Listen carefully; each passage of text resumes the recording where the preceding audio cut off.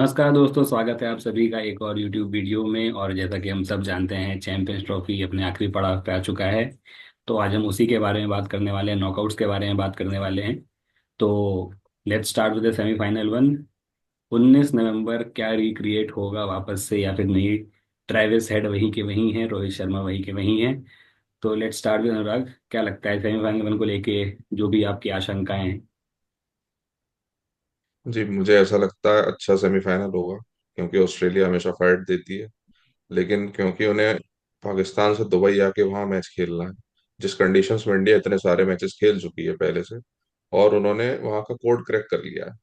पहले हम सोच रहे थे कल के मैच में उन्होंने चार स्पिनर क्यों खिलाए, क्योंकि उन्हें पता था पिच इतनी स्लो हो गई है, फास्ट बॉलर्स पे मार पड़ेगी, स्पिनर्स अच्छा कर जाएंगे, इसलिए उन्होंने चार स्पिनर्स खिलाए और फंसा दिया। और वरुण चक्रवर्ती को as a wild card entry लेके आए, अभी तक उन्हें बचा के रखा था ताकि ज्यादा प्लेयर्स उनके बारे में रीड ना कर पाए। अब देखो ऑस्ट्रेलिया के बैट्समैन कैसे रीड करते हैं, और सबसे बड़ा कॉन्टेस्ट जो होगा, मुझे ऐसा लगता है वरुण चक्रवर्ती और ट्रेविस हेड का कॉन्सेप्ट कॉन्टेस्ट होगा अगले मैच में। जो बाजी मार ले गया, हो सकता है वो मैच भी निकाल के ले जाए। लेकिन लेकिन मैच मुझे अच्छा होगा, ऐसा एडवांटेज इंडिया को। एडवांटेज तो बिल्कुल इंडिया को ही है, क्योंकि वहीं पे ज़्यादा ट्रैवल नहीं करना पड़ा है, ज़्यादा क्या करना ही नहीं पड़ रहा है। और ऑस्ट्रेलिया एक डिफरेंट कंडीशन से आई है। लेकिन मुझे लगता है अगर ट्रेविस हेड को रुकना पड़ गया वरुण चक्रवर्ती के आने तक, तब तक वो काफ़ी डैमेज दे चुके होंगे, मुझे ऐसा लगता है। क्योंकि वरुण चक्रवर्ती को मे भी पावर प्ले के बाद यूज़ किया जाए। लेकिन वो तो रही बात की बात, आर्यन से पूछते हैं। आर्यन, क्या लगता है? मेरे हिसाब से देखो, बहुत ज्यादा एडवांटेज है इंडिया का। मतलब 3 मैच हम लोग वहीं पे खेल कर आए हैं, पूरा ग्राउंड रटा पड़ा है, सारी पिचें रटी पड़ी हैं। पिछले मैच में हमने देख लिया, रोहित शर्मा ने एकदम इतना तगड़ा क्वेश्चनेबल डिसीजन था इनिशियली कि 4 स्पिनर खेल रहे, बट उसके बाद वो दिखा कि क्यों वो 4 स्पिनर खेल रहे हैं। तो सब कुछ समझा हुआ है, ग्राउंड समझा हुआ है। ऑस्ट्रेलिया वहां से पाकिस्तान से आ रही है, पाकिस्तान के पिचेस अलग है, दुबई में एकदम माहौल अलग है। तो थोड़ा एडजस्ट करने में उनको टाइम लगेगा। चाहे फिर वो ट्रेविस हेड हो, कितने भी बड़े प्लेयर हो, उनको टाइम लगेगा। ट्रेविस हेड के लिए शामी काफी है, मतलब वो आउट कर लेंगे। मुझे लगता है शामी है, वरुण चक्रवर्ती को नहीं खेल पाएंगे, क्योंकि वरुण चक्रवर्ती को कोई नहीं खेल पा रहा और वो अपने पीक पे है इस समय। एक तरीके का वो पर्पल पैच है, वो किसी को भी आउट कर सकते हैं। तो फिर मेरे हिसाब से इंडिया बहुत ज्यादा बेनिफिट में, इंडिया आराम से जीत जाएगी। इंडिया बहुत बेनिफिट में है। और ऊपर से देखा जाए तो भले ऑस्ट्रेलिया क्वालिफाई करी है, लेकिन उनके जो दोनों मैच में बॉलिंग उनके लिए काफ़ी साधारण रही है। जो तीन दिग्गज उनके नहीं है वो साफ साफ दिख रहा है। पहले मैच में भी 350 पड़े थे, और दूसरे मैच में भी अफगानिस्तान ने वापसी करी थी उनके बॉलिंग लाइनअप पे अटैक करके। तो एक लौता जो थ्रेट है मुझे लगता है वो एडम जैम्पा होगा बॉलिंग में। उसके अलावा तो बहुत ही इनएक्सपीरियंस कैरी कर रही है ऑस्ट्रेलिया टीम। तो बहुत ही क्लियरली देख सकते हैं आपकी इंडिया को एडवांटेज है, और इंडिया को जीतना चाहिए भी और फाइनल पहुंचना चाहिए हमारे अकॉर्डिंग। तो अब सेमीफाइनल टू की बात कर लेते हैं, जहाँ पे साउथ अफ्रीका और न्यूजीलैंड। पिछले कुछ वर्ल्ड कप से साउथ अफ्रीका लगातार कंसिस्टेंटली परफॉर्म किया है, लेकिन जैसा कि उनके नाम के साथ हम चोकर एसोसिएट करते हैं, वो मेन टाइम पे आके चोक कर जाते हैं। तो अनुराग, क्या लगता है कि वो अब चोकर का दाग हटाने का टाइम आ गया है, या फिर dark horse of ICC tournament New Zealand आगे बढ़ जाएगी? देखिए, वैसे देखा जाए तो न्यूजीलैंड अफ्रीका से भी बड़े चोकर्स हैं, क्योंकि न्यूजीलैंड से ज्यादा सेमीफाइनल्स शायद सिर्फ इंडिया और ऑस्ट्रेलिया नहीं खेले होंगे आईसीसी टूर्नामेंट्स के। न्यूजीलैंड भी बहुत कम क्वालिफाई कर पाती है। अब देखते हैं चैंपियंस ट्रॉफी वन और चैंपियंस ट्रॉफी टू एडिशंस के जो विनर्स हैं दोनों, अफ्रीका और न्यूजीलैंड, वो कैसा मैच खेलते हैं। मुझे लगता है इन दोनों का मैच ज्यादा टक्कर का होगा, क्योंकि दोनों बैलेंस टीम है, काफी अच्छी टीम है दोनों। हर डिपार्टमेंट में बैलेंस नजर आएगा आपको दोनों टीम्स का, और टीम सेटल्ड है दोनों की। और वहां पे फ्लैट पिच होगी एकदम। तो न्यूजीलैंड जो इंडिया के खिलाफ फंस गई थी, वो वहां उतना नहीं फंसेगी, वहां अच्छी बैटिंग करेगी न्यूजीलैंड, और एक अच्छा कॉन्टेस्ट देखने को मिलेगा। लेकिन मैं एज देना चाहूंगा न्यूजीलैंड को, क्योंकि न्यूजीलैंड के जो स्पिनर्स हैं, सेंटनर, ब्रेसवेल और फिलिप्स, ये तीनों मिडिल ओवर से बहुत अच्छी बॉलिंग कर रहे हैं। जबकि फिलिप्स और ब्रेसवेल तो पार्ट टाइम स्पिनर हैं, वो फिर भी इतना अच्छा बॉलिंग निकाल दे रहे हैं। और वहीं साउथ अफ्रीका तबरेज शमसी को खिला ही नहीं रहा है। तो उनके एक स्पिनर हुए मार्करम, और एक महाराज।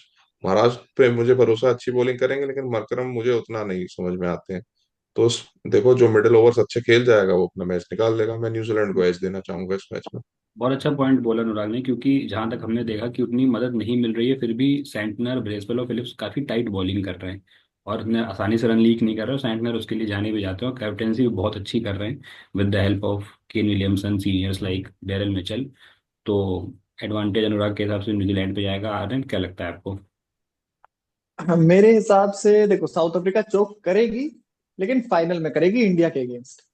वो सेमीफाइनल जीतेगी मेरे हिसाब से न्यूजीलैंड के, क्योंकि देखो पाकिस्तान की पिचेस और दुबई की पिच अलग है। वहां पे स्पिन का शायद इतना ज्यादा फर्क ना पड़े, ऑल्दो वो टाइट बॉलिंग है न्यूजीलैंड की, बढ़िया बॉलिंग है। बट वो, और साउथ अफ्रीका थोड़ी सी अच्छी फॉर्म में है कंपेरेटिवली, साउथ अफ्रीका अच्छा परफॉर्म कर रही है। न्यूजीलैंड की तरफ से भी बैट्समैन ने अच्छा परफॉर्म किया है। ऐसा नहीं है कि परफॉर्मेंस नहीं है, ये पिछले मैच में इंडिया के अगेंस्ट केन विलियमसन ने भी परफॉर्म किया, दिखाया। भले ही जो है थोड़ा सा साथ नहीं मिला, अगर साथ मिलता तो मैच और तगड़े तगड़ा हो सकता था। बट स्टिल मेरे हिसाब से south Africa is better than New Zealand, slightly better than New Zealand. और मुझे भी लगता है कि रिकल्टर का भी 100 आ चुका है, क्लासन भी पिछले मैच में फॉर्म में आ गए, वैंडर डुसेन भी कंसिस्टेंटली रन स्कोर कर रहे हैं, तो एक कांटे का टक्कर होगा इन दोनों टीमों के बीच, क्योंकि उधर भी टॉम लैथम, सचिन रविंद्र और विलियम सेंचुरियन बैठे हुए हैं।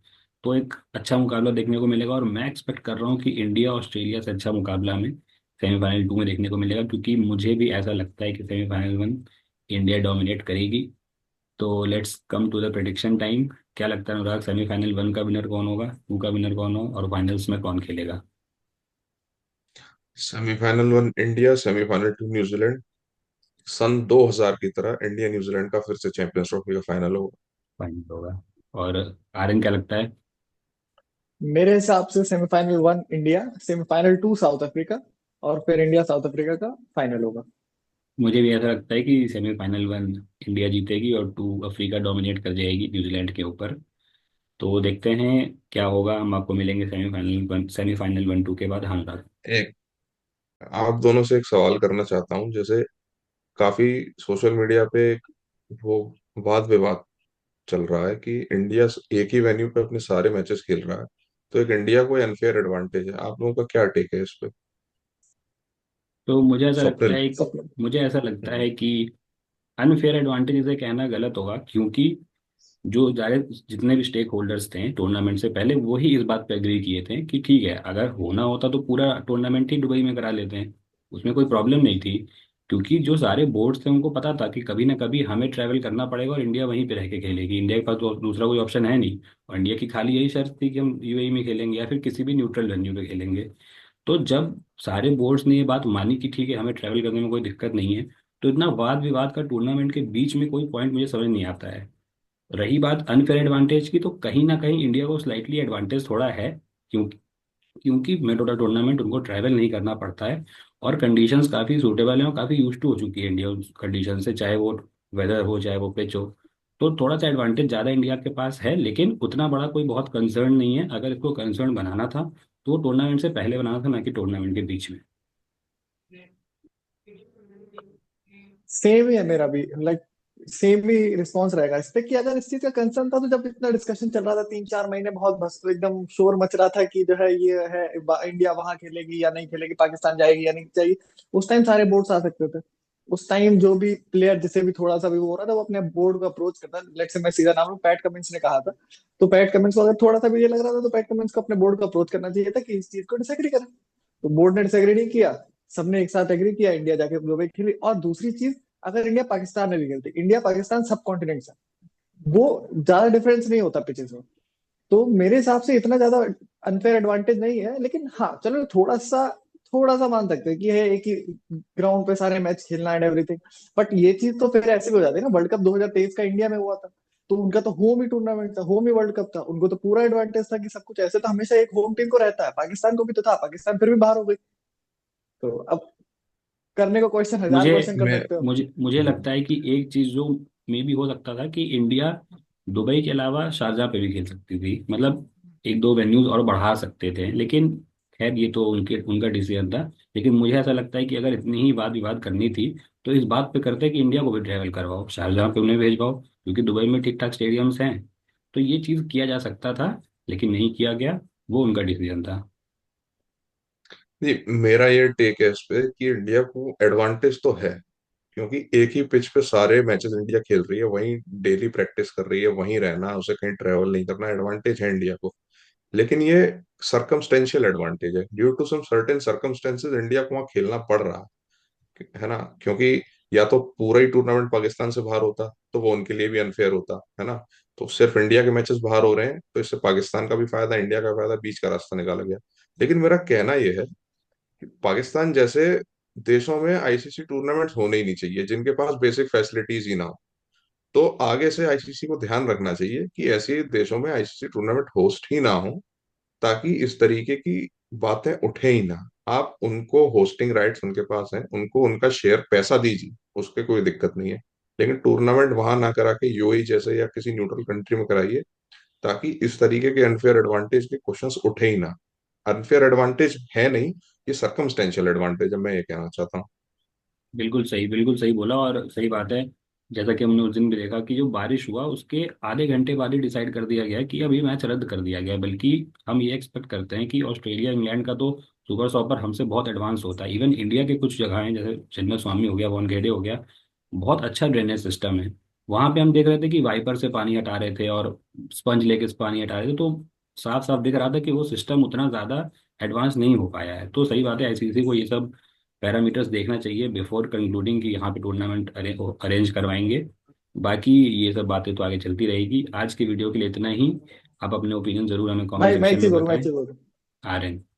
एक चीज और कर सकते हैं कि मतलब सारे देश चंदा इकट्ठा करके पाकिस्तान को दे सकते हैं कि अच्छे अच्छे ड्रेनेज सिस्टम करा जरूर लें। सारे बोर्ड्स अगर एक साथ आके बात करती है आगे, तो मे बी ये भी हमें देखने को मिले। तो आज के लिए बस इतना ही। आप अपना ओपिनियन कमेंट सेक्शन में जरूर बताएं। हम मिलते हैं आपको अगली वीडियो में, तब तक के लिए धन्यवाद।